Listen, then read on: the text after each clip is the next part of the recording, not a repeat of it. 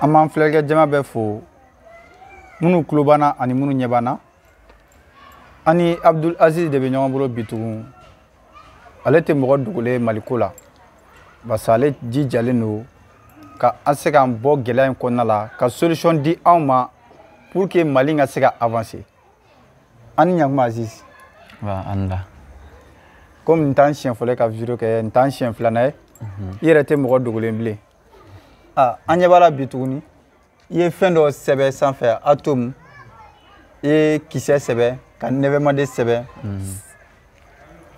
o bɛ mun de ko fɔ? Voilà. Yani m'a daminɛ n bɛ Mali ɲɛtaa wuli waati filɛlikɛla n'a lamɛnbaga bɛɛ lajɛlen fo. Ne de tun y'a jira n ko walasa an ka se ka bɔ parce que n'i y'a mɛn sisan France ani Mali a bɛ n'a fɔ nin ye Mali ye nin ye France ye. U tugulen don ɲɔgɔn na ten donc kan de kɛlen don k'u tugu ɲɔgɔn na o kan de kɔnɔ France bi jɔ ni Mali wari ye a bi gɛrɛya sigi Mali kan bon Maliyɛnw fana k'a dɔn k'a fɔ ko Mali ni France bɛ tɔn dɔ la o ɲɛmɔgɔ o kunkolo bɛ France de bolo n'o ye francophone ye n'o ye français kan mankan ye i m'a ye ka taa sɔrɔ ni dun nana yan nɔ i bɛ taa sɔrɔ an tɛ ka kuma français la voilà donc n'an nana an ka kan ma kalan bɛ kala cogo min na n y'o de ɲɛfɔ donc mɔgɔw ka ja ninnu cari walasa lasigili la mɔgɔw k'a falen bɛɛ tɛ maître ye bɛɛ tɛ ni kalan militaires bɛ yen sɛnɛkɛlaw bɛ yen bɛɛ n'i ta don mais kalan de sira ka jan donc a bɛ se ka kan kalan bɛ se ka kan ka kan fana faamuyali bɛ teliya o la n ye atome sɛbɛn komi tɛmɛlen ninnu tun ye n ye dɔɔni ɲɛfɔ mathématique kan an bɛna to ka programme ɲɛfɔ tantɔ quoi. mais Aziz ne y'a fɔ kuma kɔrɔlenw na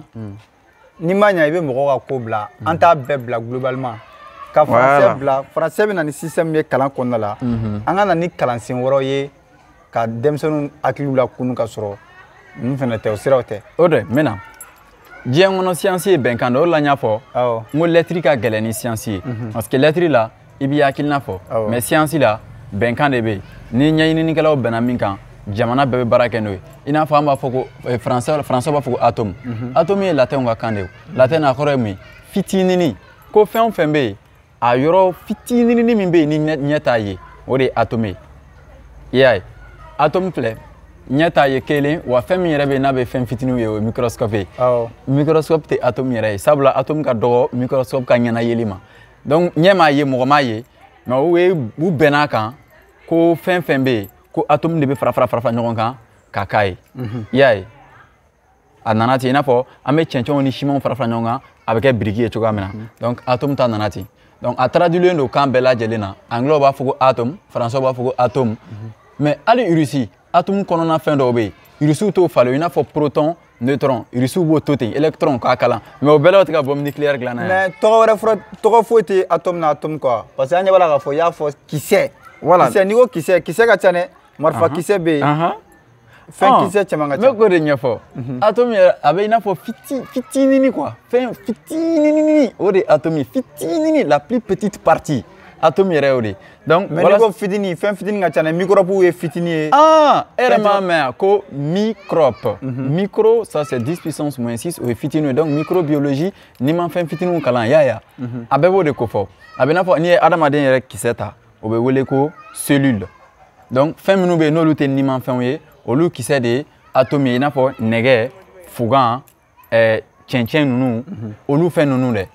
o de ye nin ye mais nin ye école la a bɛ se ka to tan gɛlɛya tɛ nin na parce que a tɛ bali ka falen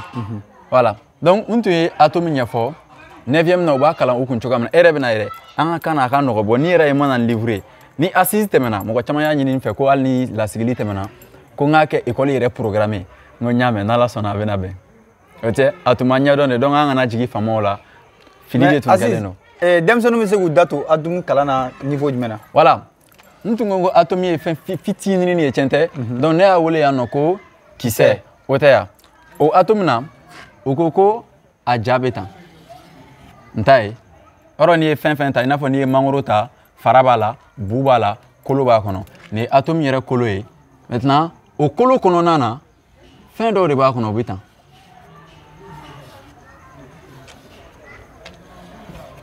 a lajɛ dɛ donc minnu jɛlen don voilà donc ninnu nin ye atome yɛrɛ kolo ye i y'a mɛn donc n'i y'a kisɛ ta n'i y'a atome ta a kɔnɔna na min bɛ n'a fɔ ma ko noyau nin y'o ye maintenant nin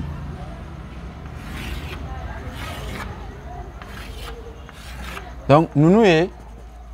électron ka sira ye f'o ma ko fɛgɛmani maintenant a kɔnɔna na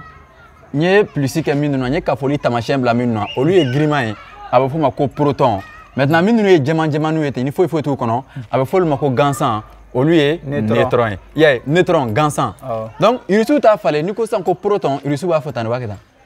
nin y'olu ka p ye nin y'olu ka ere ye i m'a ye irisiw ka proton filɛ nin i y'a ye proton irisiw la kɔni donc olu b'a wele ko proton u t'a falen donc nin ye atome yɛrɛ ye cogo ye donc nin ye électron ka tɛmɛ sira ye nin ye atome kolo kɔnɔna ye i y'a mɛn sɛbɛ n'an nana an ka kalan na a bɛ e bɛ k'a ɲɛfɔ cogo min na a bɛ ɲɛfɔ ten denmisɛnninw ye ou bien yɛlɛma cogo wɛrɛ b'a la mun tɛ neutron ye proton ye u k'a to ten neutron neutre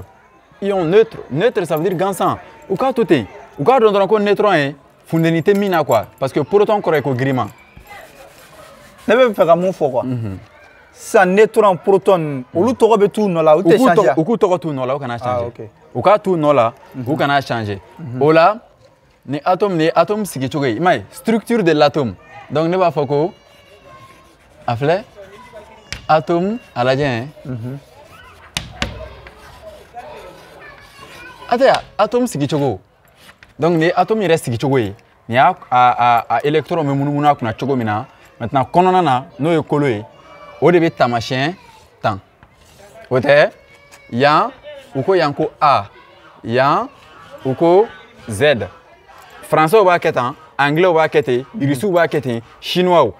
an fana kan ka n'an ka kan de na an bɛ atome to parce que bɛɛ b'a dɔn ka ban diɲɛ bɛnkan dɔ don maintenant nin ye atome kɔnɔna nin ye kolo in ye ko giriya hakɛya min b'a la n'a bɛ fɔ ko nombre de masse masse tɛ giriya ye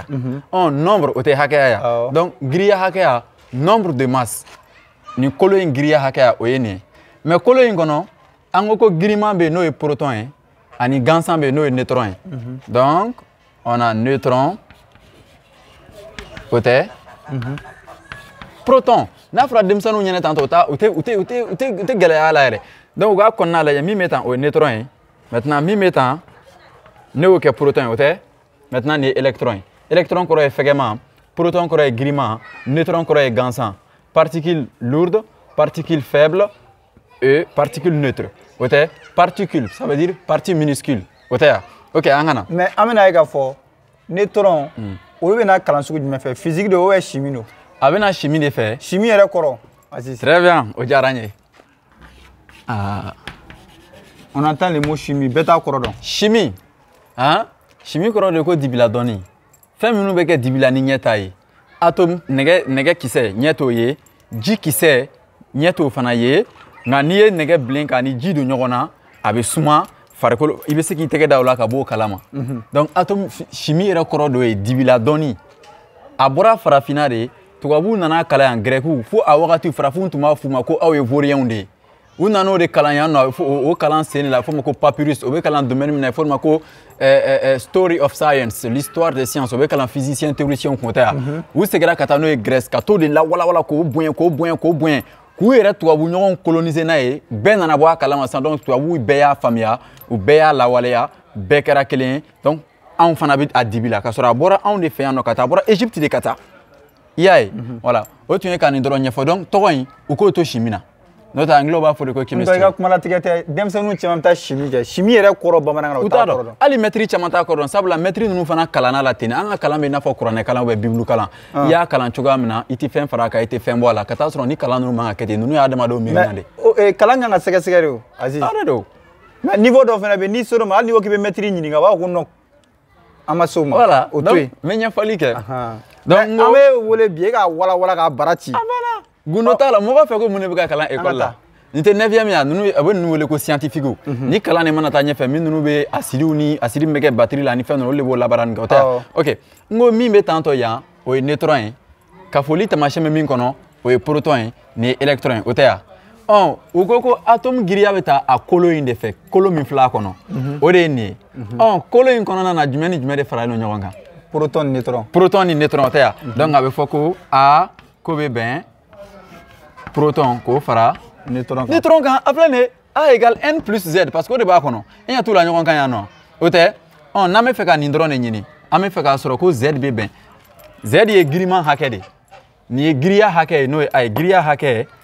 o bɛ bɛn giriman hakɛ min b'a la k'o fara gansan kan. Atome bɛ sɔrɔ fɛn sugu jumɛnw kɔnɔna la? Produit sugu jumɛnw kɔnɔna la? Ou bien adamadenw yɛrɛ ou bien baganw de don? Atome yɛrɛ bɛ ye fɛn jumɛn de kɔnɔna la? N'o de f'i ye n ko atome yɛrɛ kɔrɔ ye ko fɛn yɔrɔ fitinin min bɛ n'o y'a kisɛ ye nɛgɛ kisɛ ni ɲɛ t'a ye o de ye atome ye. A bɛ n'a fɔ n'i ko ko carbone. Carbone ye nin ye. Ɲininkali kun ye mun ye? E b'a fɔ cogo min na bɛɛ t'a dɔn. N'i ye wɔlɔwɔlɔli kɛ ka ɲa mɔgɔ bɛna bɔ a kalama mun don. Atome bɛ fɛn bɛɛ la. Fɛn bɛ yen k'a gɛrɛgɛrɛ kisɛ bɛ yen a dannen don mɔgɔ ka dannen tɛ. C'est que adamaden yɛrɛ atome dɔ ye. Mais o la o t'a fɔ ko les particules du pot n ko kolo la n'i ye kolo ta yɔrɔnin dɔ bɛ o de bɛ mɔgɔ kolo gɛlɛya n'o bɛ wele ko calcium mais il y a atome de calcium i ɲɛ b'a la o kɔrɔ ye mun ye calcium kisɛ donc a ma se an k'olu bɛɛ falen quoi mais n'a ɲɛfɔra an ɲɛna an ka kan na filɛ giriya hakɛya bɛ bɛn giriman hakɛ k'o ka fɔ gansan na i y'a ye nin faamuya ka di école la n'a bɛɛ kɛlen ni français ye o tɛ. Voilà. Donc, n'a pas de ɲini, an mago bɛ ɲini la. Donc, fo nin ka bɔ yan ka na yan o tɛ. Donc, ni o de bɛ na yan nɔ. Donc, a bɛ kɛ A k'o dɔgɔya ni nin ye. N'a mago bɛ nin na, o bɛ bɛn ni k'o dɔgɔya ni nin ye. O misali ye jumɛn ye? N'an ye fugan ta sisan. Fugan aluminium o taamasiyɛn filɛ. O tɛ giriman hakɛya min b'a la o ye 13 ye maintenant giriya hakɛya min b'a la o ye 27 ye voilà non 27 o ye 27 o tɛ yan donc a ka A filɛ a ka Z filɛ donc a bɛ bɛn an mago bɛ jumɛn de la nin n'an bɛ nin ɲini nin formule tɛ nin yan a filɛ A ye joli ye filɛ o tɛ k'o dɔgɔya ni nin ye a tɛ a bɛ bɛn 10 ani nani a banna i y'a ye i y'a faamu wa. Azi nin bɛɛ kun ye mun ye an ka se ka na an ka kanw na denmisɛnninw ka faamuyali kɛ kalan yɛrɛ kɔnɔna la. Ko n'an nana an ka kan na ko kalan bɛ k'a la cogo di nin ye kalan kɛcogo la nin ye 9e de san 9 nin ye olu leçon de kɛtɔla ye mɔgɔw kun de e m'a b'a fɔ ko bombe atomique o tɛ dilan ni hydrogène yan o fana kisɛ kɔnɔna na k'o fana sigilen don ten de i y'a ye donc depuis 9e na denmisɛnnin hakili kan ka dayɛlɛ mais anw ta denmisɛnnin hakili bɛ datugu. Bon ni hakili datugura o la ne t'a dɔn i bɛna jamana mara cogo min na a bɛ jamana maralaw ye ka to ka kuma nin kan n'o tɛ fununi hakɛya minnu bɛ na n'a bɛ fɔ ko énergie olu lawaleyalen de tɛ wele an ka énergie ninnu ni courant ninnu ni fɛn ninnu énergie nucléaire t'o de yan u bɛ uranium bɔ Niger k'a fɔ u bɛ uranium bɔ Niger ka taa yɛlɛma k'a kɛ courant ye Faransi ye nɔ k'u ka courant ko mako ɲɛ ka sɔrɔ Niger yɛrɛ bɛ yen nɔ foyi t'u bolo mais ni kalan in ye international de ye o a ma se an ka nin fɛn ninnu falen o donc n'i ko sisan ko A bɛ bɛn Z ka fɔli ma N na donc Z bɛ bɛn A k'o dɔgɔya ni ne ye donc a misali filɛ nin ɲɛ b'a la mais an ka kalan kɛra exercice corrigé de ye o de ye fili ye nin atome kɔnɔna ye o tɛ yan donc nin ye a sigicogo ye gɛlɛyaba tɛ ninnu na i y'a ye. I ka kumalatigɛ tɛ hali dɔ y'an wele k'ale ye livre dilanna ye k'a bɛ fɛ k'i ka hakilinaw ta ka baara kɛ n'a ye ka livre bɔ a kan pour que denmisɛnninw ka se ka kalan faamu. A bɛ bɛn. Parce que caman bɛ baga denmisɛnninw ma ko niveau t'u la k'a sɔrɔ explication bɛ ka d'u ma u tɛ ko de faamu. Anw hakili de bɛ ka datugu o de la ne ko français min bɛ Mali constitution na o k'o wuli quoi i y'a ye wa mais est-ce que sɛnɛkɛlaw mago tɛ ka nin dɔn walasa ka sɛnɛ kɛ o nin ye min ninnu kan ka kɛ chimie baarakɛlaw ye ka jamana bɔnmu ni a jiw lajɛ ni nin ji sugu de ka ɲi ni eau de javel de ka ɲi ni e ma ye eau de javel. mais Azi n'i ko ko atome bɛ fɛn bɛɛ la bagan maralaw fana mago bɛ se nin ma dɛ kelen sɛnɛkɛlaw fana mago bɛ san engrais bɛ dilan. Caman b'u ka engrais traditionnel dilan. N b'a ɲɛfɔ n bɛ nin yɔrɔ ɲɛfɔ ɔrɔ engrais bɛ dilan chimie baarakɛlaw de bɛ engrais dilan donc minnu ka kalan ye chimie gɛrɛgɛrɛ ye olu tɛ taa sɛnɛkɛyɔrɔ la koyi olu bɛ laboratoire de kɔnɔ u bɛ fɛngɛ ninnu kisɛw fɛngɛ ninnu dilan i y'a ye wa ten de don donc a kalan bɛ daminɛ tan de maintenant atome na an ye atome sigicogo fɔ n'o bɔra yen an bɛ na ko i b'a dɔn n'i ye atome kolo ta sisan n t'a kolo yan donc sigidaw b'a la. I m'a ye a bɛ fɔ ninnu ma ko les couches donc remplissage ninnu bɛ sigi cogo di nin an ko nin ye a ka giriman hakɛya ye ɔ giriman hakɛya olu bɛ sigida ninnu na cogoya minnu na o kɛcogo bɛ yen o sigicogo la sisan a tɛ posi bɛna an ka ninnu gɛn fɔlɔ ko configuration électronique o fana bɛ kɛ 9e na kɔrɔ ye mun ye électron ninnu sigicogo parce que n'i ye atome ta an ko nin hakɛya min bɛ yen ka ani proton k'o bɛɛ fana ye kelen donc le nombre de protons égale au nombre d'électrons. Donc olu bɛ sigi ni sigida ninnu kan cogo di o filɛ électron hakɛya o tɛ k'o bɛ bɛn fila ne sigiyɔrɔma fila ni ne o ye nin de ne ye kelen o ye yan ye fila o ye nin ye saba o ye nin ye donc n égale 1 o ye première couche ye n égale 2 deuxième couche n égale 3 troisième couche première couche tɔgɔ de ye ko la couche K nin tɔgɔ ye ko couche L nin ye M diɲɛ ka bɛnkan de ye nin ye o tɛ ya donc sigida fɔlɔ sigida filanan sigida sabanan ni nin ye nin ye sigida fɔlɔ o bɛ électron joli ta a filɛ donc sigida fɔlɔ o tɛ ya o tɛ K ye o bɛ bɛn fila sigiyɔrɔma kelen o siɲɛ fila parce que sigida fɔlɔ o kɔrɔ ye nin ye kelen ye donc o kelen fila donc a bɛ bɛn fila de ma donc sigida fɔlɔ bɛ électron fila de ta kelen fila y'a ye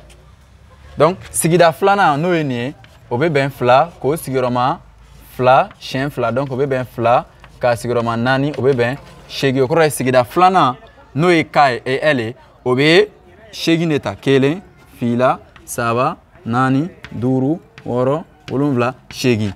donc sigida sabanan o bɛ taa fo tan ni joli a filɛ fila sigiyɔrɔma fila siɲɛ saba o tɛ donc a bɛ bɛn fila sigiyɔrɔma kɔnɔntɔn o bɛ bɛn tan ani seegin ma o kɔrɔ ye sigida sabanan in bɛ électron tan ni seegin de ta an ɲɛ bɛ nin fɛn fɛn la an bɛ livre kɔnɔ notion min na a bɛɛ ye français ou bien anglais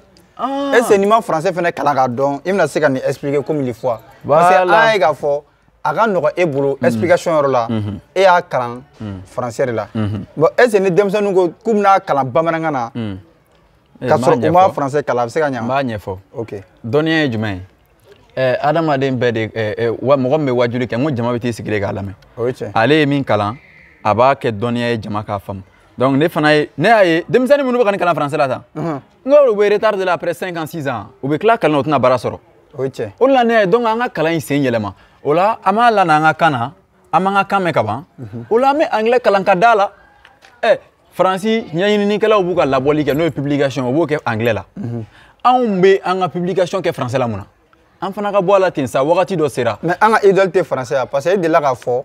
ko an yɛrɛ ka kalan bɛɛ kun a bɛ taa kun kɛ français ye tant que ma taa français tɛ sabula français de ye kan lakodɔnnen an ka sariya la donc an bɛ faransi kiiri kɛcogo de ɲini k'o dɔn an bɛ faransi kalan kɛcogo de ɲini k'o dɔn an ka armée bɛ taa faransi ka armée kɛcogo de fɛ an ka wari bɛ dilan faransi faransi yɛrɛ fana bɛ anw mara a banna o de la n'an ko k'an b'an sago la ko k'a tɛ se ka kɛ parce que faransi b'a fɔ k'a tɛ bɛn a tɛ bɛn an ni faransi bɛ tɔn dɔ la an yɛrɛ de nɔ o ye o de ye francophone ye i y'a ye mais an bɛ a sira kan an bɛ ka bɔ faransi jɔnya la dɔɔni dɔɔni parce que maliyɛnw bɛɛ jɛra ka kunu ɲɔgɔn fɛ an bɛɛ bɛ ka jɛ ka hakilina kelen sɔrɔ ka bɔ gɛlɛya in kɔnɔna la ok parce que an bɛ ka transition soutenir ne y'a yira parce que n'i ko i bɛ faransi gɛn ne yɛrɛ b'a fɔ n k'an tɛ se ka jamana gɛn k'an to a ka kan kan ɔ n'a ma ɲɛ k'an b'a ka kan bila a bɛ labaara kalanso la cogo min na nin y'o kɛ cogo o tɛ yan voilà n bɛ nin misali d'i ma donc n'an ye nin ta an bɛna nin ka électron sigicogo yira parce que n'i ko sisan ko maître ka électron traduit y a un problème n'o tɛ électron kɔrɔ de ko taaden den min bɛ ka taa quoi o de électron ye a bɛ bɔ a nɔ la a bɛ taa yɔrɔ dɔ la o de la a bɛ fɔ ko le courant électrique est le déplacement des porteurs de charge charge tɛ donni yan donc ko courant i m'a ye courant yɛrɛ ka boli donc en courant min bɛ ka boli donc a bɛ ka bɔ yɔrɔ dɔ la ka na yɔrɔ dɔ la donc ko ni donnitalaw bɛ u sigiyɔrɔ falen o de bɛ wele ko ta o de ye français la donc le courant électrique mais a ma se an k'olu falen charge compteur bɛ mun yira charge min bɛ da courant kan compteur b'o de yira ouais e m'a fɔ ko compteur la compteur ta ye dɔrɔn courant hakɛya min bɛ jɛnɛ a b'o de jate o de la n'i y'i ka compteur ta sisan ka i ka fili fɛn fɛn branché n'o téléphone ni télé la k'a bɛɛ bɔ kana compteur sauter dɛ fɔlɔ la disque tun bɛ compteur minnu na i bɛ taa lajɛ a tɛ munumunu parce que compteur bɛ courant hakɛya de jate a tɛ tension jate o de la a bɛ fɔ ko jumɛn ko UI ko bɛ bɛn RI n'an nana don université ni lycée na an bɛna nin ɲɛfɔ hali an bɛna complexe ninnu ɲɛfɔ ni ɲɔgɔn na Z égale ko bɛ bɛn A kafolen ni I bɛn ma fɔ nin ma ko nombre complexe complexe kɔrɔ jateden ɲagaminen min ye yɛrɛ yɛrɛ ani miirima yɔrɔ an bɛ n'o fana ɲɛfɔ maintenant an ka na yan nɔ i y'a mɛn n'o tɛ fɛn caman bɛ yen a ma se olu dɔw ka falen walasa an ka taa joona i n'a fɔ misali la ni n ko tan. Aziz yan'an ka don kalan yɛrɛ hukumu kɔnɔna la an bɛ fɛɛrɛ de kɛ an ka se ka bɔ nin crise in kɔnɔna la fɔlɔ an ka k'an yɛrɛ fɔlɔ parce que i y'a mɛn i ɲɔgɔn kalankɛla tɛ i bɛ i yɛrɛ bolo dɛ. An t'an yɛrɛ bolo halisa. An bɛ n'an yɛrɛ ma tan i m'a ye ne bɛ ka nin k'an ka kan na. An bɛ n'an yɛrɛ ma tan n'o la dɔw ko an ta ye k'an bɛ ka mɔgɔw lakunu ka tila ka jamana ɲɛcogo fɔ bon n'i ye école kɔnɔna ye nin filɛ nin ye mécanique quantique nin tɛ kalan terminale la a tɛ kalan université préliminaire na deuxième année tɛ fo niveau master ni wa hali mati mɔgɔw caman tɛ nin dɔn chimiste ninnu tɛ nin dɔn. I m'a ye mais an bɛ se ka dɔn cogo di parce que seconde cycle yɛrɛ la hali n'i kumara bamanankan na monsieur ɲininka bamanankan na a bɛ convocation di ka t'i parents wele. Sabula bamanankan tɛ kan lakodɔnnen Mali sariya la a bɛ n k'a mɛn i n'a fɔ an faransi de est ce que bɛ ka faamu. An de bɛ ka sariya sɔsɔ o n'o tɛ ni maliyɛn bɛɛ kumana faransi la sɛbɛn kɛlɛ bɛ ban walima maliyɛnw bɛ ka kan min fɔ ko t'o don faransɛ nɔ la kɛlɛ fana bɛ ban an yɛrɛ la kodɔn voilà donc n bɛ nin sigi cogo nin kan an b'a yɛrɛ i b'a ye bon nin ye atome leçon bannen de tan dɛ ala jɛ dɛ donc nin u b'a di denmisɛnninw ma ko ka a structure électronique kɛ ko ka nin sigi sigida la an ka ye o tɛ yan an b'a fɔ ko 13 de bɛ yan filɛ a tɛ bɛn 13 ma an bɛ a kolo an b'o kɛ fɔlɔ. O tɛ an bɛ sigida fɔlɔ cɛ a filɛ o tɛ yan an ko sigida fɔlɔ bɛ électron joli ta ale bɛ den joli ta fila a filɛ kelen fila o ma dafa nin an bɛ taa sigida sabanan na 13 tɛ yan an ye fila k'a la donc a filɛ 3 4 5 6 7 8 9 10 bilala nin kan o t'o 8 dafalen yan donc ni ye 8 ni fila o ye 10 ye a tɔ tora 3 donc sigida sabanan na i bɛ 3 k'o kan donc kelen fila 3 donc a jateminɛ ninnu ye 2 ye nin ye 2 o dafara ni 2 dafara ni 2 dafara ni 2 dafara électron gana joli de bɛ yen électron gana 3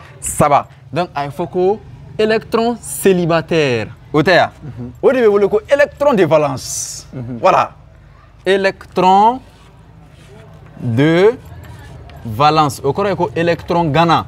o tɛ yan électron ni valence kɔrɔ tɛ dɔ wɛrɛ ye ni aluminium ni fiɲɛkisɛ n'o ye oxygène ye n'u bɛna ɲɔgɔn minɛ nin ka électron ganaw de bɛ don baara la olu de bɛ fiɲɛ taw minɛ i y'a mɛn donc a sigi cogo de ye nin ye o de la a bɛ fɔ ko misali la i bɛna ye sisan a lajɛ mais oxygène fana ta kɛ ka yiri la o de an ko 3 de bɛ nin ka sigida laban na oxygène ta filɛ o kolo filɛ oxygène o yan ye 8 o tɛ oxygène tɛ fiɲɛ wa n'i ko fiɲɛ an bɛ ka fiɲɛ min sama o tɛ dɛ an bɛ ka fiɲɛ min sama o ye fiɲɛ sugu 3 de ɲagaminen ɲɔgɔn na i m'a ye n'an y'a sama an bɛ tila k'a labɔ o kalan bɛ kɛ 9e na ka fiɲɛ sama ka don inspiration ka fiɲɛ labɔ expiration i m'a ye ins k'a ladon ex k'a labɔ n'i y'o fila fara ɲɔgɔn kan a bɛ fɔ ko respiration i y'a ye respiration kun ye mun ye n'o bɛ fɔ ko ninakili fiɲɛ samakabila o de ye ninakili ye o bɛ kalan 9e na tubabukan na denmisɛnninw b'a leçon durusi u bɛ taa duguma defu la o b'a jɛ dɔ wɛrɛ tɛ parce que a t'u ka kan na donc an bɛ nin 8 bila 2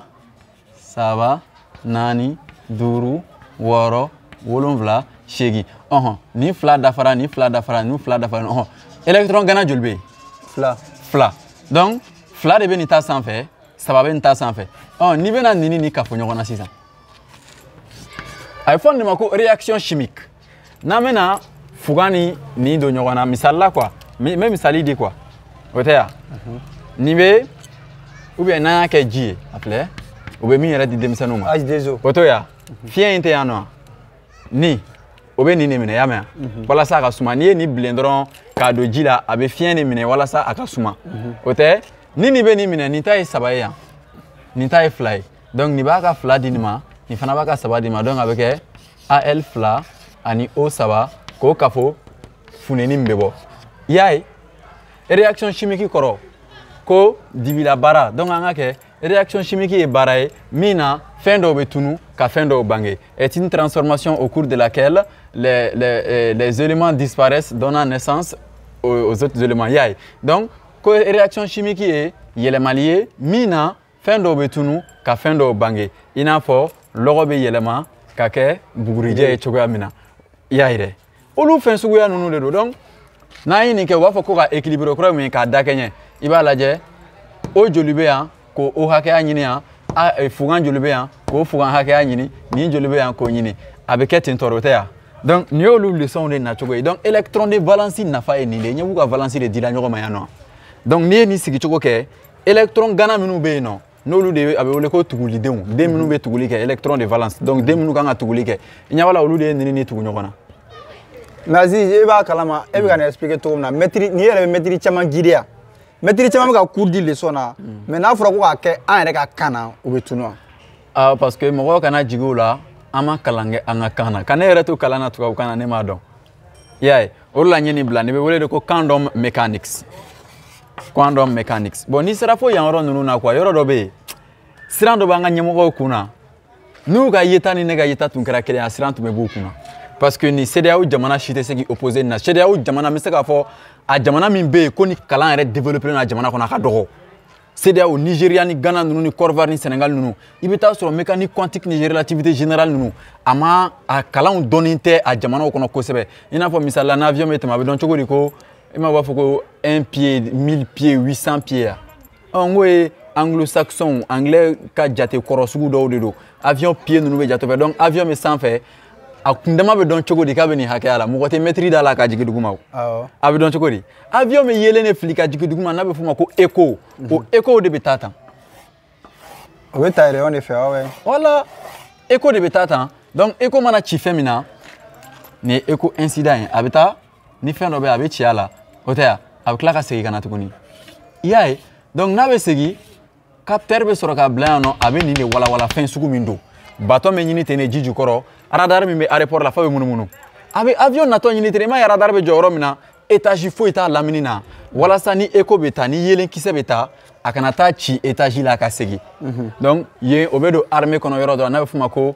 furtivité o bɛ don théorie de complot kɔnɔ avion furtif minnu bɛ diɲɛ kɔnɔ bɛnkan tan de bɛ yen ni avion sera k'o lawaleya dɔrɔn o y'a kɛlen furtif ye o bɛnkan tan na ka se ka nin dun o b'a la i m'a ye ni avion migi ninnu bɛ taa gɛrɛgɛrɛ la n'u bɛ bɔ yan ka taa yɔrɔ jan u bɛ jigin fo dugundani na a kun de ye radar ka yelen ka tɛmɛ u kunna quoi a ka n'u ye donc ani ka se ka kɛ silencieux ye i bɛ boli i mankan kana bɔ o ye filanan ye sabanan ni radar ka écho fana y'i ye est ce que avion bɛ se ka boli ka sɔrɔ a mankan ma bɔ n ko a bɛ fiɲɛ fara de fiɲɛ fara kan yɛrɛ o de ye mankan dɔ ye Aziz o tun tɛ sanburubi don fɛnkɛw la n'a fɔra k'a tɛ mankan bɔ mankan fitininw fana bɛ yen n'i y'a mankan mɛn dɔrɔn i bɛ taa sɔrɔ a gɛrɛl'i la de quoi migi b'a kɛ migi bɛna tɛmɛ dɔrɔn a bɛ tɛmɛ i m'a ye migi bɛ taa a kɛrɛ ninnu kan parce que migi bɛ régler migi kɛrɛ ninnu misaliya taara sɛgɛ de fɛ parce que avion yɛrɛ kɔrɔ appareil volant imitant oiseau naturel mɔgɔ min ye appareil avion in tɔgɔ da a tigi tɔgɔ de ko Clément Advis i m'a ye avion fana définition dɔ de yan avion ye définition de ye kɛ aviation A appareil o kɔrɔ ye sogololenw V volant I imitant k'a ladege oiseau kɔnɔ naturel ala ka kɔnɔ dannen donc sogololen min bɛ pan n'a bɛ ala ka kɔnɔ dannen ladege a bɛ i n'a fɔ ni n ko ko Aziz n'i ma nin développer an tɛ se ka nin faamu tan dɛ komi mɔgɔw ye yan ye on entend le mot avion mais a s'écrit n m'a ɲɛfɔ avion radar o tɛ yan laser hein? Avion, appareil imitant appareil volant imitant oiseau naturel. Donc, sogolole min bɛ pan n'a bɛ ala ka kɔnɔ dannen ladege. O tɛ? O de ye avion. Voilà. Maintenant, radar, radio detection and wrangling. Radio, o ye nɛgɛtanɛgɛ foro n'o ye champ magnétique ani champ électrique n'o ye ta foro ye n'o ye courant foro ye donc courant foro ani nɛgɛtanɛgɛ foro donc magnétique foro champ tɛ magnétique foro ya donc magnétique foro ani électrique foro olu bɛ ɲɔgɔn tigɛtigɛli min kɛ tantɔ n'a bɛ a dessin bɛ kɛ tantɔ voilà dessin bɛ son kɔnɔna la musique kɔnɔna la voilà mɔgɔ caman t'a dɔn a kɔrɔw ye fɛn minnu ye i y'a ye a bɛ fɔ ninnu de ma ko les ondes électromagnétisme onde électromagnétisme na radio il m'a dit que FM FM frequency modulator follow la metane AM il m'a dit amplification modulator à tout metene maintenant laser anglais là a bɛ fɔ yelen ma de ko light yelen kelen kelen light amplifier simulated by emission of radiation. Donc yelen lasagola min bɛ yen n'a bɛ serili kɛ o de la u bɛ a yelen lasago ka ɲɛ k'a kɛ ka mɔgɔw golow tigɛ laser. Donc mɔgɔ min ye réseau antenne dilan n'a tigi tɔgɔ ye ko Nikola Tesla mɔgɔ minnu bɛ terminal la olu bɛna nɛgɛtanɛgɛ o unité de bɛ wele ko champ magnétique B o nɛgɛtanɛgɛ unité a bɛ lakodɔn ni min ye o ye Tesla ye. Tesla tun ye fɛn dɔ dilan n'a bɛ f'o ma ko rayon de la mort a bɛ tantɔ. Rayon de la mort dilankun tun tɛ dɔwɛrɛ ye ni avion bɛ na nin bɛ yelen de bɔ quoi ka avion gosi depuis sanfɛ a kun dilankun ye ka guerre de kɛ n'a ye mais mɔgɔ caman t'a dɔn olu fɛn ninnu yɛrɛ kun ye min ye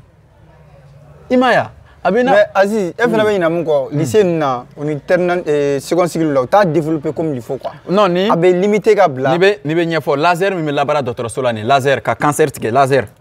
o de ye nin ye light amplifier simulated by emission of radiation o fɛn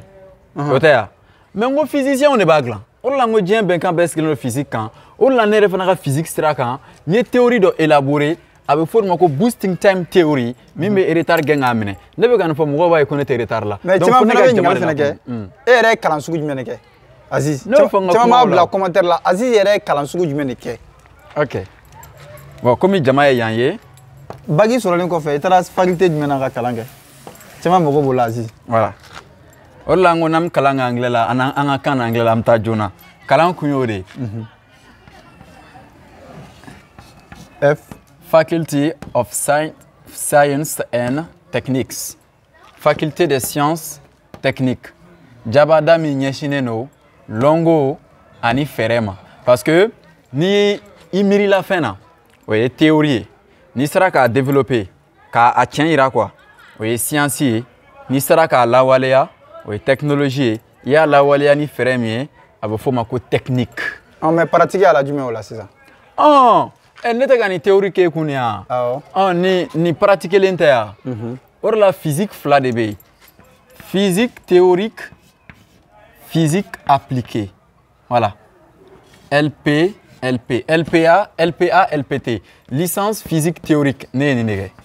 licence physique appliquée olu de bɛ kɛ ingénieur ye maintenant yan ni min développé la yan olu de b'o lawaleya ninnu ye lawaleyabagaw ye ninnu ye miirina kɛbagaw ye savant bɛ bɔ yan de Albert Einstein ninnu tun bɛ yan de Modibo Jara ninnu. mais ni kalan bɛ ka kɛ an ka sanfɛ kalanso la sisan Aziz. ni kalan bɛ ka kɛ France la mais mɔgɔw de man ca la sabula an ka kalan farafinna kalan tɛ kodɔn ye farafinna kalan ye ka tila ka baara sɔrɔ ka wari sɔrɔ de tubabuw bɛ baara kɛ walasa k'u ka gɛlɛya wuli maa min bɛ tubabuw ka baaradaw ta walasa an ka wari sɔrɔ e mɛ n'u ye wari yira an na dɔrɔn an bɛ ɲɔgɔn faga ka taa sɔrɔ wari bi sɔrɔ n ko wari bi dilan de o de la n y'a fɔ dɔ ɲɛna n ko 10 000 francs bi ye n ka giriya ye 70 grammes de k'a bɛ jate de. e y'o pesé ya Aziz. a bɛ jate balance min na il faut de ma ko balance électrique o fana bɛ physicien de bolo e y'a ye a te ne don diɲɛ ko foyi si tɛ gundo ye donc fan fana de tun kan k'a dɔn ko tɔw bɛ ka baara k'u ka kan na i n'a fɔ Espagne bɛ baara k'a ka kan na Chine b'a k'a ka kan na Russie b'a k'a ka kan na donc an fana ka na an ka kan na i y'a ye n'o tɛ physique bɛnkan ninnu caman bɛ yen i b'a ye multiplication don dɔ wɛrɛ t'a la ne b'a la gundo dɔn physique bɛnkan fɛn fɛn bɛ yen multiplication don i n'a fɔ distance égale vitesse fois temps ko sira janya ko bɛ bɛn i taamasen k'o sigiyɔrɔma i ka tuma na o de bɛ moto n'u compteur sanfɛ u b'a fɔ ko vitesse donc 300 km par heure wa voilà o t'o ye mun na a bɛ fɔ fana ko P égale M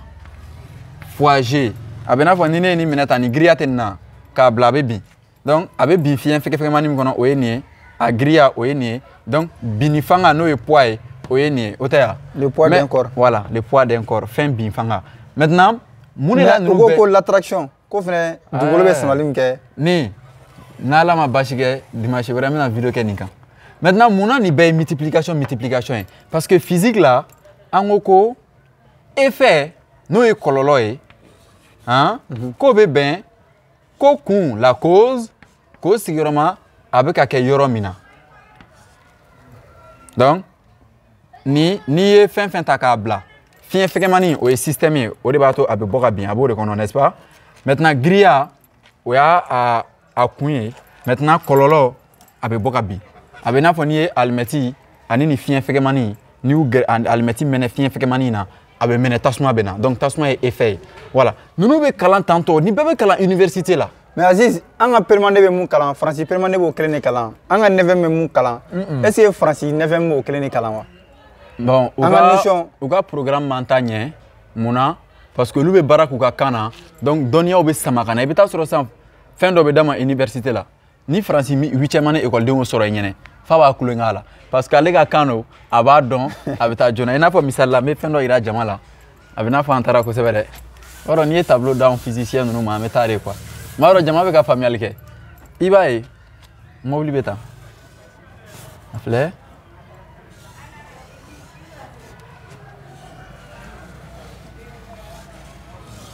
o tɛ yan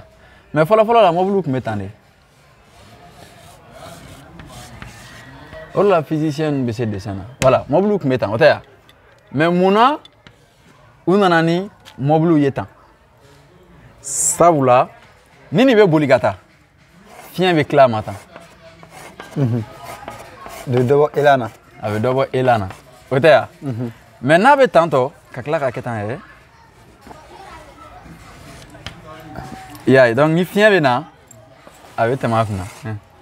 mais halisa kari dɔw bɛ tan o wayi kari dɔw bɛ tan mais i bɛ taa sɔrɔ n'i ye kari minnu tilennen tan i bɛ taa sɔrɔ olu ɲɛfɛla la a bɛ tan donc a kun de a ka fiɲɛ ci i y'a ye o de la migi o kɛlen don ka migi dilan k'a pɛtɛ a kun n'a ka fiɲɛ tigɛ donc mais ni fiɲɛ hakɛya min na n k'a bɛ fɔ o de ma ko force de frottement jɔsilikɛ fanga o de bɛ sɛbɛn tantɔ ko F vecteur ko bɛ bɛn moins ka ko sigiyɔrɔma a bɛ ɲɛfiyɛ min gosi n'o ye surface ye k'a sigiyɔrɔma a ka taamasen na n'o ye vitesse ye mobili bɛ ka taa ni vitesse min ye ani fiɲɛ bɛ ka ɲɛfiyɛ minnu gosi nin ani ko sigiyɔrɔma hakɛya dɔ la dɔrɔn a banna parce que a bɛ na ni mobili bɛ ka taa tan donc ni fiɲɛ bɛ na tan donc moins ye kɔrɔ o de. formule foyi tɛ mun bɛ mobili moteur dilan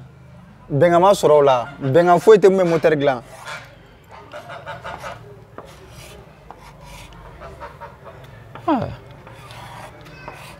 voilà. Mobile moteur be kalan denmisɛnninw kun depuis 9e na moteur a explosion moteur minnu be ni ta bɛ mɛnɛ a kɔnɔ walasa ni ta bɛ mɛnɛ o fundeni minnu be piston pousser ka yɛlɛ donc piston ka yɛlɛ ka jigin u be chaîne moteur ninnu dori la n'a bɛ f'o ma ko poulie donc u be o yɛlɛ ka jigin de tɛ ninnu pousser ka taa maintenant ni o segi bɛ min na a bɛ f'o ma ko V8 chevaux non chevaux ye n'a sɔrɔ mobili min bɛ se ka moteur min fanga ye so kelen fanga ye o ye 1 cheval vapeur ye fundeni parce que mobili ta ni fundeni de donc moteur min fanga ye soden 5 ye o bɛ wele ko 5 chevaux a banna. mais africain yɛrɛ bɛ se ka mobili dilan déjà formule sɔrɔla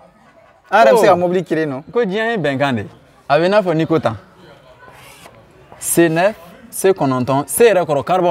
carbone nana jumɛn fɛ charbon ye jumɛn ye finfin n'i bɛ tobili kɛ sisan finfin bɛ nɔrɔ kogo la o finfin kisɛ kelen de bɛ wele ko carbone ne ye 9e mɔgɔ dɔ ye ko k'olu t'a dɔn a la n ko problème t'a la a ma ɲɛ f'u ye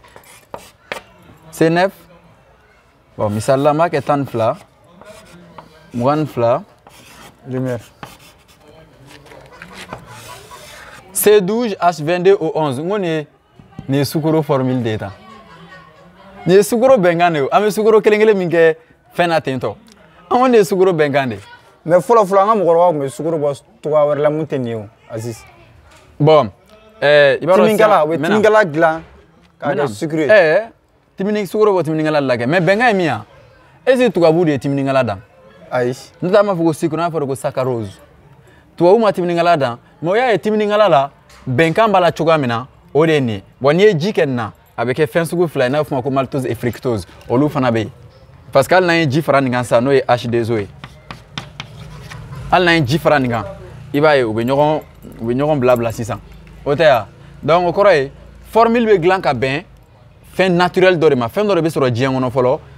adamadenw b'o jateminɛ physique théorique yɛrɛ nafa dɔ ye ko la physique théorique est la branche de la physique qui étudie les lois fondamentales de la nature afin de créer le formalisme mathématique correspondant physique théorique ye domaine ye diɲɛ fɛnw dancogo kalan sira don min bɛ diɲɛ fɛnw dancogo kalan ka u jatecogo kɛrɛnkɛrɛnnen ɲini k'o bɛn u ma. mais Aziz mun de la tubabuw ye farafinw dan dɔnni na a dun fɔra ko dɔnni source bɔra farafinna de. Tu vois, en dandien fait bel habit. Mais au cas où ça vous la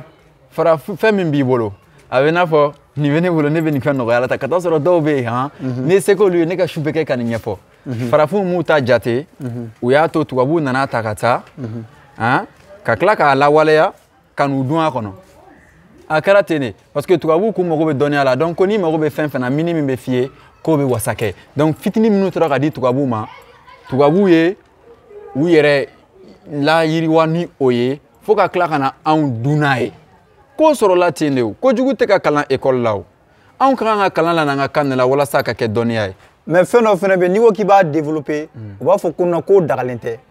recherche do be niveau qui va so be wa ko non ko o dagalente tel que bible va fort non ali iko bible science la religion te bien longo la dignité donc il veut sur la bible là dambo la be courant la il veut sur yoro do be ma yamoria yoro nunu côté mais on ba don est-ce ni bene balika ke islamé aïch ni islamé ati no ganya sira law islamé jamana werete ni kela Iran ke bombe nucléaire ti Iran bolo jamana jom Émirati mais e ka kuma do la an viro temene la i de la ka fo ko bombe glan to do be forme do be ko na ko kama glan ko to bo fo kana glan maka parce que ambe jon jamana ala c'est tout o drone do nta ni Mali borasan parce que ni ki be baraka ni ka kan ya ko ki be baraka ni yere o kore ki be faka beke mo kalane e be faka bo saraka minena ni ya ali CEDEAO ba fo ku be sanctions ka ngana voyager ame o CEDEAO la do no na mbora la mo be CEDEAO ka sanction ko la amo bala Mauritanie bora ka dugolo willa donc ame boala an re baro donc kele binanga kai an kan re la kana mo fe ko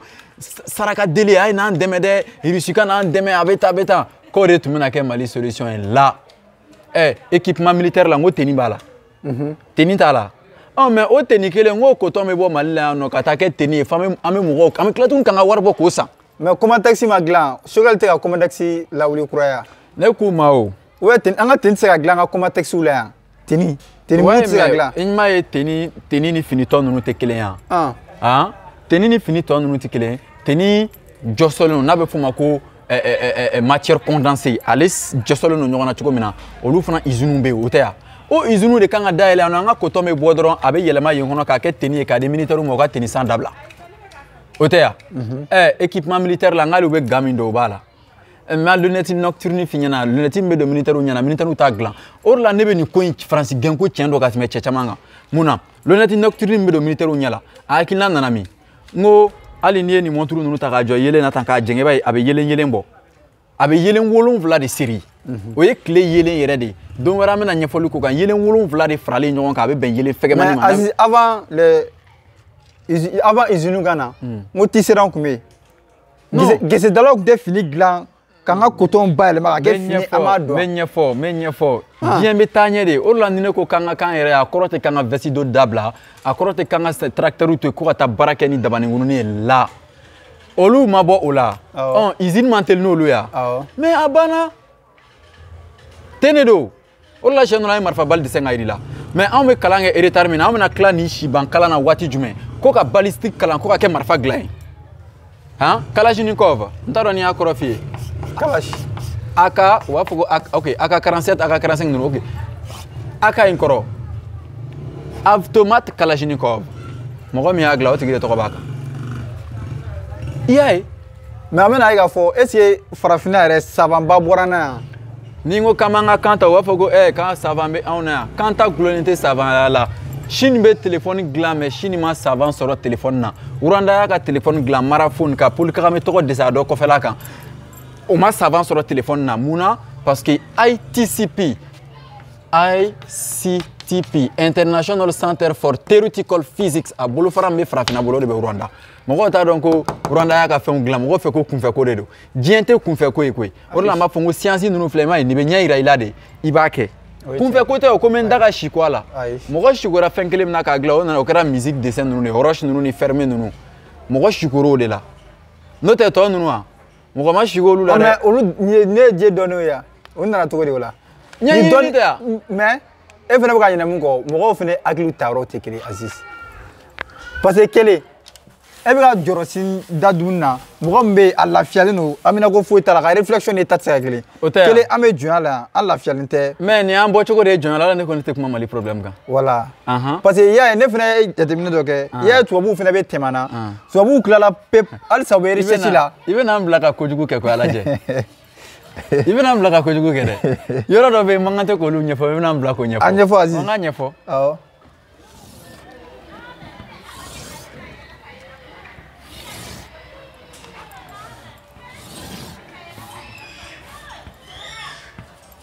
o tɛ yan e Isufu filɛ yan ne Aziz filɛ nin t'an ye yan bi yan heure jumɛn bɛ yen misali la an ka kɛ 2021 san 2001 o tɛ yan i b'a kalama ko ne ni e n'an bɛnna ka ɲɛ 2021 na i b'a kalama ko 2022 an bɛ bɛn tuguni yan ne ni e bɛ ɲɔgɔn ye 2022 comment ça a bɛ fɔ de ma ko cône de lumière nin tɛ ne Aziz ya ne ka kunun de filɛ nin ye ne ka bi filɛ bi ka dɔgɔ ka tɛmɛ o de la farafin caman bɛ yen u mara farafinna marabaga caman ka yeta dan ye bi de bi ka dɔgɔ sini bɛ yen sini kunun fana tun bɛ yen o tɛ yan e fana ka bi de filɛ nin ye i ka sini bɛ yen i y'a ye a ye fɔ de ma ko cône de lumière kunun bɛ dibi la sini bɛ dibi la i m'a ye kunun ka bon i bɛ se ka kunun fɛn caman fɔ mais i tɛ se ka fɛn caman fɔ sini kan mais bi i bɛ se ka dɔ fɔ donc nin ye kɛrɛ ninnu ye ɲɛ b'a la e filɛ nin ye ne filɛ nin ye relativité générale leçon de ne ye nin de jateminɛ Mali la sisan n ko Mali kunun a bi a sini donc c'est comme Mali en 1960 Mali 2021 maintenant Mali 2027 bɛna kɛ cogo di Mali a 2027 bɛ kɛ cogo di an bɛ mɔgɔ miliyɔn 20 na anw balo cogo in de n'an nana yɛlɛ ka taa fo mɔgɔ miliyɔn 100 la an bɛna balo cogo di ne ye nin relativité générale de labaara ka sɔrɔ k'a kɛ n kelen na n jɔrɔ la donc n y'a ye n bɛ se ka n ka retard gɛn ka minɛ maintenant n bɛ mɔgɔw kɛ mɔgɔ miliyɔn 20 ye sisan n'a bɛ f'o ma ko composite particle ka fɛnw don ɲɔgɔn na donc a bɛ n'a fɔ n'i ye Mali ta Mali kɔnɔna na président bɛ yen ministre bɛ yen sɛnɛkɛla bɛ yen denmisɛnnin bɛ yen o tɛ yan Faransi fana o tɛ yan mais mun de bɛ Mali ni Faransi gulo ɲɔgɔn na kan a tɛ munumunu yɛrɛ ce n'est pas l'armée c'est la langue c'est ça donc cordon min kan ka tigɛ Mali farafinna ni tubabula cɛ dɛ c'est la langue il faut couper o de kan ka tigɛ mais Aziz mɔgɔ bɛ yen olu bɛ san natɔ ko fɔ mun na prévoyance de don ou bien jateminɛ de don ou bien calcul de don i b'a kalama kɔni ko sini lundi sini ti lundi ya lundi yɛrɛ kɔrɔ i y'a kɔrɔ fɔ ka tɛmɛ lundi lune et puis di kalo ka don donc sini tɛ tɛnɛ yan i b'a kalama ko tɛnɛ aw ka nin tɛna tiɲɛ yan nin tɛ tiɲɛ sini o tɛ bon Mali bɛna 2045 ye a bɛ se ka kɛ a tɛ kɛ anw ɲɛna jumɛn tɛ tiɲɛ ni sinikɛnɛ bɛ nin sɔrɔ yan mais comment ça tout peut arriver tasuma bɛ se ka wuli a la a bɛ se ka kɛ lɔgɔ ye voilà donc adamaden de b'i yɛrɛ koron k'i bila fɛn dɔ kan n'a ye e ni ne ja nin bɛ hali san 500 sɔrɔ yan mun na e m'a fɔ ko ji bɛ se k'a sɔrɔ donc o kɔrɔ ye an ka to k'a dogo ka bɔ ji la tasuma an kana to k'a gɛrɛ tasuma na ɲɛ b'a la anw yɛrɛ de bɛ lahala dilan walasa ka fɛnw kɛ ka bɔ don dɔ la ka taa don dɔ la donc anw yɛrɛ de bɛ condition créer walasa fɛnw ka se ka minɛ ka ɲɛ o la ne fana ye condition min créer walasa Mali ka kɛ jamana ye don nataw la o ye lasigili min bɛna kɛ nin Mali ka kan bɔ français la k'an yɛrɛ ka kanw don an ka sariya ka na an ka kanw na an ka kalanw ɲɛfɔ an ka kanw na ninnu ye jate yɔrɔw de n'o tɛ kalan bɛɛ tɛ jate ye o tɛ yan an ka wari ka na an ka kan na français ka kɛ langue vivante i n'a fɔ anglais bɛ cogoya min na o tɛ yan o la Mali yɛrɛ baara ka di malidenw ma mɔgɔ min bɛ baara kɛ réseau la Mali k'olu ta k'u jɔ u jɔyɔrɔ la Mali réseau ko la o y'olu ka jamanadenya ye mɔgɔ minnu ta ye lakana ye olu k'u jɔ lakana jɔyɔrɔ la o y'olu jɔyɔrɔ ye an ɲɛɲinikɛlaw bɛ ɲɛɲinini kɛ sɛnɛkɛlaw bɛ sɛnɛ kɛ bɛɛ lajɛlen kama ɲɛ b'a la jamana bɛ taa ten de mais Aziz est-ce que i tɛ commencer ka livre dilan an ka livre bɔ à travers ça mɔgɔ ka se ka faamuyali kɛ joona yanni yɛlɛmali cɛ nin bɛ mécanique quantique la bɛɛ bɛ n dɔn mais i bɛ taa sɔrɔ Touré tɛ fɛn dɔn nin na nin Asimi tɛ foyi dɔn nin na nin kɔni hali Choguel tɛ fɛn dɔn nin na mais armée fana kɔnɔna la plan caman bɛ bɔ dɛ olu tɛ nin dɔn nin to yen pe armée fana kɔnɔna la plan caman bɛ armée kɔnɔna la armée bɛ plan fɛn fɛn bɔ tubabula ko fɛn bɛɛ lajɛlen bɛ sigi physique de kan e fɛ ko kulonkɛ don wa siɲɛ wɛrɛ n'a nana u ka gɔlɛ bɛ fili cogoya min na projectile ninnu n b'a kɛcogo yir'i la i bɛna ye m'u ka rangesi pointille ta cogo yir'i la mɔgɔw fɛ ko maramafɛn bɛ militaire bolo militaire de b'a dilan militaire t'a dilan furtivité bɛ na cogo di tenue ninnu camouflage technique de camouflage bɛ na cogo di n'i bɛ fɛn physique de dɔn fɔlɔ diɲɛ kɔnɔ ka sɔrɔ k'a ladege adamaden bɛ ladegeli de kɛ adamaden tɛ danni kɛ o mais Aziz bɛɛ bɛnna kan ka fɔ ko jamana o jamana ko kalan tɛ ba la yen ko jamana tɛ se ka bɔ. Ni ti kalan ya. Ya. Ni ye ji bɛn. An bɛna ka fɔ yan fɛnɛ farafinna an bɛ musow ka kalanko tɛ avancer. Dɔ wɛrɛ tɛ parce que farafinna anw tɛ yen kelen donc mɔgɔw bɛ k'u yɛrɛ sɛgɛn ka balo cogo min na gɛlɛya kan ni muso farikolo tɛ se o gɛlɛya la muso bɛ kɛ bolo kɔfɛ fɛn ye n'o tɛ mɔbili dɔ bɛ yen ko Rolls Royce mɔbili dɔ bɛ yen ko Rolls Royce o tɛ yan o mɔbili tableau de bord chauffeur kɛ bɛ sigi yɔrɔ min na o fɛnkɛ ninnu a ɲɛfɛla ninnu i b'a kalama ko muso de b'o dilan parce que o y'a jate minɛ ko muso hakili sigilen don e ma ye muso astronaute bɛ yan taa Gana muso de bɛ citerne bolo u ka accident ka suma ni cɛ ta ye anw ni kɛlen don o de b'a fɔ ko ka jɔnmaya wale dabila muso la a tɛ se ka kɛ parce que musow tɛ baara la yan nɔ donc cɛw de bɛ musow balo cɛ bɛ bɔ sɔgɔma ka muso to so kɔnɔ donc muso bɛ ten i ma ye f'u b'a fɔ ko muso hakili ni denmisɛnnin de ta ye kelen ka taa sɔrɔ adamaden hakili yɛrɛ a bɛ bɛn 1,4 kg adamaden hakili normal giriya cerveau wa ouais sɔnɔmɛ c'est esprit ni hakili non sɔnɔmɛ ok sɔnɔmɛ de zɛbɛ min bɛ hakili kɔnɔ o giriya a bɛ bɛn kilogramme kelen gramme 300 ka taa fɔ kilogramme kelen gramme 400 o tɛ yan i bɛ taa sɔrɔ muso fana ta bonya o ye donc cɛ bɛ baara min kɛ hakili bɛ min ye muso fana bɛ se k'o kɛ a bɛ n'a fɔ adamaden golo adamaden normal golo n k'o ye 2 mètres carrés de mais mɔgɔ caman t'olu dɔn. mais Aziz kunsigi bɛ baara kɛ hakili la wa kunsigi jura dɔ bɛ hakili la Aziz. non o yɔrɔ ninnu na an man kan ka. parce que an bɛna k'a fɔ tubabu kunsigi ka jan n'an ta ye u ka hormone. non o sɔrɔla u ka yɔrɔ sigi cogo de fɛ a bɛ n'a fɔ anw bɛ dugukolo yɔrɔ min na Mali bɛ 12 degrés France bɛ 45 donc u ka yɔrɔw sumalen don donc u kunsigi ninnu bɛ bɔ tile yelen bɛ anw kunsigi ja k'a surunya munna ni yelen bɛ na fɛn i ma ye o gidɔrɔn kɛ finman yan fɛn finman n'a bɛ f'o ma ko radiation du corps noir fɛn finman fɛn fɛn bɛ yen ni yelen bɛ na a bɛ yelen minɛ a bɛ fitinin dɔrɔn labɔ parce que n'anw kun dilen don tile yelen min bɛ na i b'a dɔn ji dɔ de kɛlen don ka adamaden zɛbɛ minɛ kunkolo kɔnɔ o ji wuranda o bana kun ka bon tuma dɔ la parce que ni ji in fununa a bɛ adamaden kunkolo bon o de la i bɛ wuranda ninnu caman ye o teniw ka bon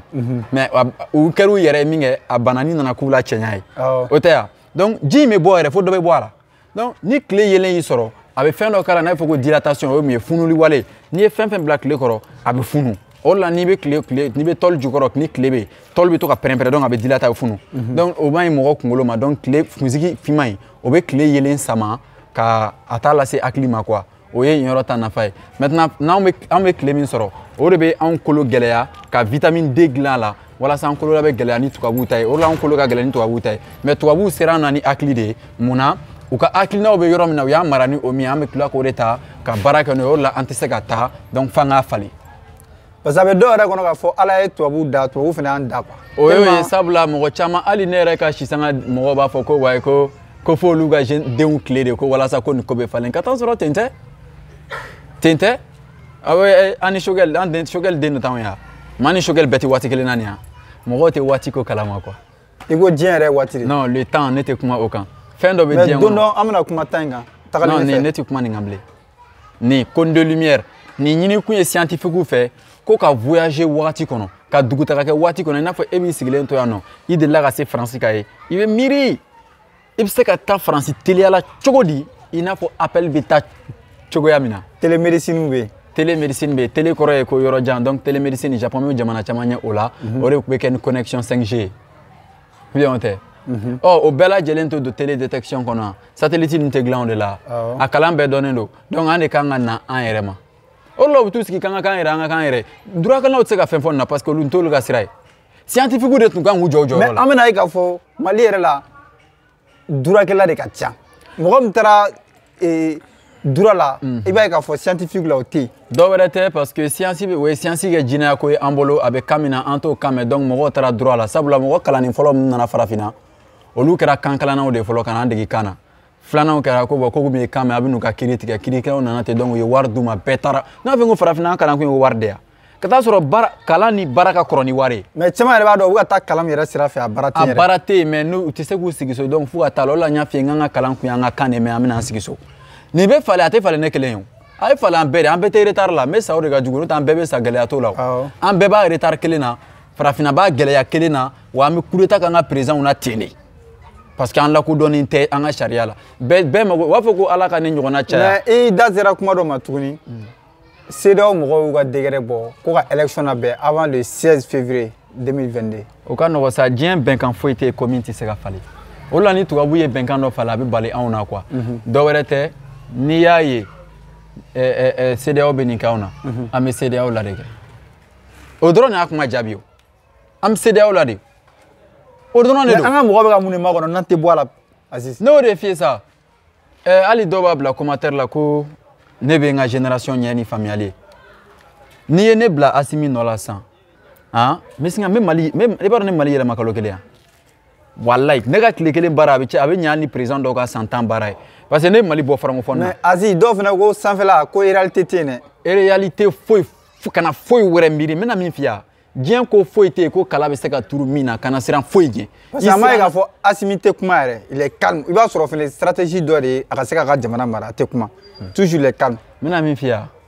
nin bɛ nin kɛ ka bɔ yen tan transition bɛ ban n'an ma bɔ nin français kan ninnu n'an m'an ka ko minɛ France la k'an ka ko k'an yɛrɛ k'an ka sanu tigɛ France la ka bɔ a ka ko la an ka wariw kana a ka mara an yɛrɛ ka banque la an yɛrɛ kan ka mɔgɔw sara n'o ye Asimi yɛrɛ bɛ sara wari min na an ka bɛ dilan France de. O ye tiɲɛ. O kɔrɔ ye France ka tɔnɔ ma tiɲɛ Mali la fɔlɔ mais u bɛ bɔ France jɔrɔlen don o de ka di mɔgɔw ye ka taa sɔrɔ mɔgɔ minnu b'a fɔ ko France jɔrɔlen don olu yɛrɛ denw bɛ français kan kalanni na an t'a fɔ ko k'o falen yan est-ce fɛn min filɛ cour constitutionnelle la AC 2000 la o falenni sera fo France militaire ka taa a bɛ nin wuli ka bɔ yen ka tila ka France militaire gɛn e yɛrɛ bɛ tila a bɛ ci te dɔw b'a fɔ k'an tɛ se ka bɔ France bolo Mauritanie ma bɔ wa Algérie ma bɔ wa n ko souveraineté bɛ daminɛ n'i ka kan de maa min bɛ fɛ ka souveraineté kɛ ni wari de. Mais e ye kuma dɔ fɔ e ko France mana yɛrɛ ma an ye France wele de. Mais an y'a wele de kɛ o la Macron y'i kanto ko olu ko Choguel ko France nana kuma bɔ a kalama ko ale ma sɔn kuma mais pourtant tiɲɛ don jɔnkun na ma France wele bɛɛ ɲɛna yan. Mais papier ma k'a la Aziz. Mais Asimi ye décret bɔ yan nɔ ka Kawji bɔ CMT la a ma kɛ yan. Ɔ ko décret kelen bɔ ko France ka taa ka dugusajɛ bɛɛ a bɛ taa ne de y'a f'i ye tan dugusajɛ bɛɛ a bɛ taa a bɛ i n'a fɔ mɔgɔw bɛ ka mankan min ci président ninnu tulo t'a la parce que mɔgɔw bɛ ka mankan ci kan min na président t'o kan mɛ o mɔgɔ t'a la. A la dernière minute an ɲɛ b'a la k'a fɔ an ka jamana ɲɛmɔgɔ bɛɛ bɛ ka kuma bamanankan na Choguel yɛrɛ b'a ka discours bɛɛ kɛ bamanankan na a bɛ taa plateau fɛn bɛɛ la sisan jamanadenw bɛ ka kunu quoi. N bɛ na o jamanadenw bɛ kunu o de la ne ko n k'an b'an jilaja nin de ye ka taa n'a ye dɔɔni dɔɔni. Comme je suis an bɛna leçon wɛrɛ ɲɛfɔ mɔgɔw bɛ kunu dɔɔni dɔɔni mɔgɔw ka ja ninnu cari u ka jamana gɛlɛya mais Aziz mun yɛrɛ ka di ne a ka di ne e ni Choguel ni ka sigi ka kuma ou Asimi yɛrɛ ka sigi ka kuma ka mais nin y'a tiɲɛ joli ye an bɛ ka o kuma fɔ association ma se ka lasigili ɲini ni Choguel ye o kɔrɔ est-ce que Mali falenni ka da association ninnu yan. mais u tulo b'a la comme réseaux sociaux fana la. n bɛ na o. u yɛrɛ fana ka. an ka tiɲɛ fɔ ɲɔgɔn ye sa communication bɛ yen. farafinna ka suma quoi ni tubabula don i bɛ taa sɔrɔ nin ko sera ɲɛfɛ ka ban mais farafinna kunnafoni ka suma i y'a ye o de bɛ na n'a ye. Association bɛ se ka lasigili ɲini Choguel yanni Asimi cɛ u bɛ se ka ɲini Asimi ye n'u m'a kɛ ne bɛ taa ni n ka ci ye n'a dor'u tulo la k'a sɔrɔ u bɛ transition na n'u sera k'a kɛ o don n'u ma se u bɛ bɔ yen président wɛrɛ bɛ na parce que u fana dɔw ka Maliko la dɔw fana bɛ f'u kɔ o sɔnna o ma sɔn o ye tiɲɛ a bɛ i n'a fɔ ko n bɛ n denmuso di cɛ ma mɔgɔ ɲumanya tɛ o n'i yɛrɛ tɛna ta kɔni i n'a di dɔ ma o tɛ yan. mais i delila ka kuma dɔ fɔ ka tɛmɛ ko n'u ma bɔ nin taabolo kan ko mun kɛra a yɛrɛ k'o kelen de bɛ k'u la tugun. n ko wagati de ye ko tiɲɛ ye an tɛ yan. awɔ. ou bien an tɛ yan. mɔgɔw k'u kɛ pewu ni nin hakilina kɔni dɔnna denmisɛnninw fɛ ka ban o kɔrɔ ye Mali bɛ falen o diyagoya de Mali bɛ falen. mais a bɛ falen waati jumɛn. n bɛ na o ni cadre ninnu y'a kɛ aw ni anw an mago tɛ hali fanga la bilen donc an bɛ baara kɛ ka jamana jɔ a hɛrɛ bɛ sɔrɔ an bɛ don hɛrɛ la ka taa mais n'u m'a kɛ n'anw nana an de bɛ n'a kɛ. mais an bɛna ye k'a fɔ Aziz jamana fana la bɛɛ ko n ka kɛ fonctionnaire ye Mali la. Mali la bɛɛ bɛ se ka kɛ fonctionnaire. bagan mara kɛra bolo kɔfɛ fɛn. n bɛ na sa tubabu. sɛnɛ kɛra bolo kɔfɛ fɛn. parce que n'i ti kalan k'i ka kan na i bɛ don da la ni sira min ye t'o dɔn quoi o de la baara minnu kan ka jama don da la olu kɛra bolo kɔfɛ baaraw ye tubabu la biriki gosila sɛnɛkɛla olu de ye jamana jɔlaw ye mais anw ta u kɛlen don ka jamana hɛrɛ bɛɛ di kanmɛnnaw de ma donc o la bɛɛ bɛ taa kankalan na kɛ bɛɛ bɛ taa kankalan na i bɛ taa dingɛ sen fo kalo joli o wari tɛ hali i nafa o wari bɛ dilan Faransi i b'a dɔn an yɛrɛ bɛ ka baara kɛ Faransi de ye quoi Faransi ka pion ye karisa ka pion ye karisa ye kuma la tiɲɛ de don quoi bɛɛ ye Faransi ka pion n'an bɛ ka baara kɛ n'a ka sariya an bɛɛ y'a ka pion u ye décret bɔ k'an ka to ka taa ko ka taa conseil des ministres ni jamana finiw ye o tɛ yan mais munna o tɛ taa fɔ ko ka taa ni jamana kan ye an bɛ ka ɲina ko kan de don fini tɛ fini do tɛ o Burukinabaw b'u ka faso danfini doli la nin y'a san joli an m'a t'olu sɔrɔ a la mais o tɛ Faransi bolo hali sini yan et puis ko in tɛ ambassade de France kɔnɔ a tɛ Faransi dugu a tɛ Russie tɛna fɔ an ye k'an ka taa ɲɛsira in ta dɛ. tout récemment an ye image dɔ ye réseaux sociaux sanfɛ Ali Bongo Gabon président ni Emmanuel ani makɔrɔ ɲɔgɔn sɔrɔ photo yɛrɛ kɔnɔna la vidéo yɛrɛ kɔnɔna la u bɛ bere minɛ cɛ la k'a la humilier quoi mais ko a bɛna photo tali min kɛ n'a ka bere ye o magɛlɛya kama u bɛ bere minɛ a la quoi n bɛ fɛn dɔ f'i ye n'i y'a laminɛ k'i fili ji la banba dɔw fana bɛ ala minɛ banba dɔw fana b'a laminɛ k'i dun n'i y'a laminɛ k'i fili ba la ala minɛ banba dɔw fana b'a laminɛ k'i dun farafinw de ma ala minɛ k'u yɛrɛ di faransi ma faransi fana bɛ ala de minɛ sisan ka pɛnpɛrɛnw kun kɛlɛ b'o la ni tɔɔrɔ juguyala don o don an bɛ taa cour constitutionnelle la an bɛ taa wuli a tɛ mɔgɔ si faga o fagali bɛ ban ten de depuis Modibo bɛ yen ni fili bɛ yen an bɛ ka présidentw gɛn mais an ma hakili sɔrɔ ko présidentw bɛ sariya min kan k'o de kan ka falen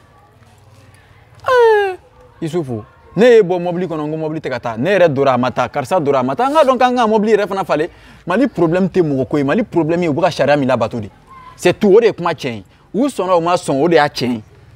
mais e bɛ ka ɲinɛ mun fana kɔ quoi an hakilinaw de tɛ kelen ye farafin ye farafin de quoi toujours n'a nana ni sira dɔw ye dɔw bɛ u fosi ka bɔ an na ka taa sira wɛrɛ fɛ quoi Aziz toujours parce que an bɛ ni kɛlɛbaden na politicien dɔw fana bɛ dugu ma u bɛ ka transition gosi dugu ma quoi n bɛna o yɔrɔ f'i ye sa ne m'a fɛ n ko Mali gɛlɛya n ko ɲɛmɔgɔ ko tɛ n ko bɛɛ mɔgɔ t'a dɔn na politicien ninnu fitininw ma don tubabuya kalan fɛ yan donc an hakili jɔnyalen don donc fugariya bɛ an hakili la donc an bɛ kɔrɔ n'a ye u b'a ye ko Choguel ninnu bɛ ka ci di tubabuw ma n ko a bɛ dɔw yɛrɛ kɔnɔ n'i bɛ kalan kɛ walikan na quoi e bɛ ka mɔgɔ min ka kan la a bɛ kɛ o tigi de ka ala ye quoi awɔ donc n'i ye ci d'a ma a bɛ kɛ i n'a fɔ i ye ci di ala ma quoi o de la Choguel min bɛ ka ci di tubabuw ma a bɛ dɔw kɔnɔ ko diɲɛ bɛna wuli de diɲɛ foyi tɛna wuli u k'u ka ci di an ka taa bolo bɛ mɛn bolo kɔnɔ nka bolo tɛ to bolo kɔnɔ parce que i ka kuma dɔ la e delila k'a fɔ ka tɛmɛ ko politique yɛrɛ tɛ baara ye quoi être politicien ko tɛ baara yɛrɛ quoi baara tɛ o mɔgɔw dabalo man ka gulon politique la o de la u b'a fɔ k'an ka taa transition na élection na olu bɛ fɛ Mali ka kɛ i n'a fɔ laada de quoi a ɲɛna a ma ɲɛ an ka taa élection na o la coup d'état ka kɛ an bɛna an sigi ala k'a kɛ tan ala k'a kɛ tan ala ko tɛ yan koyi e ma y'a mɛn ala wele a tɛ ka falen yan donc an yɛrɛ fana kan ka falen sira ta ala b'an dɛmɛ politicien ninnu kelen-kelenna si tɛ se k'u yɛrɛ kɛ président ye maintenant mɔgɔw b'a fɔ k'u ye jamanadenjugu ye jamanadenjugu tɛ dɛ u bɛ fili de la k'u ye premier ministre yaw ni fɛnw kɛ o sera ka jamana falen yan u ma se o donc u k'a dɔn ko élection ko tɛ papier min bɛ yen hali ni président kura nana a bɛna baara kɛ n'a français kelen ye donc an bɛ dun an bɛ retard ta école la foyi tɛ falen an ka wari bɛ dilan français an ka sanu bɛ taa yen ni papier ma falen a tɛ taa Aziz comme su kora fitiri sera n'ala sɔnna dimanche wɛrɛ an bɛ ɲɔgɔn sɔrɔ n'ala ma basi n'ala ma basi an bɛ nin vidéo bila yan